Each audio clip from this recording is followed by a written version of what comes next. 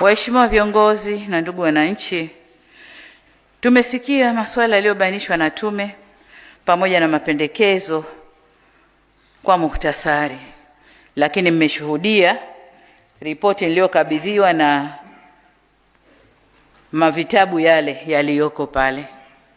Hii ni ripoti ya rais. Aliyeunda tume ni rais, na ripoti yote hii ni ya rais. Kwa hiyo wasitokee watu wengine wakadai ownership ya ripoti hii. Ni ripoti ya rais. Nilisema tume za huko nyuma zilikuwa zinabanwa kimya kimya. Mimi nimeamua tuambizane, lakini ripoti ni mali ya rais. Tumepokea, nataka niwahakikishie tume kwamba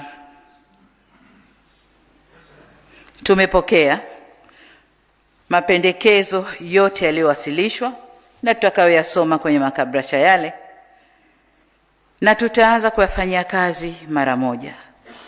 Katika hatua hii nitoe wito kwa Watanzania wenzangu, tuungane kwa pamoja kulirejesha taifa letu kwenye misingi yake. Na katika kuakisi mapendekezo ya taarifa ya tume, serikali itachukua hatua za haraka zifuatazo. Kwanza, katika muda mfupi ujao itaundwa tume ya maridhiano, lakini kwanza tutakwenda mapendekezo ya tume kufanya upelelezi wa kina wa yale ambayo tume wameyabainisha.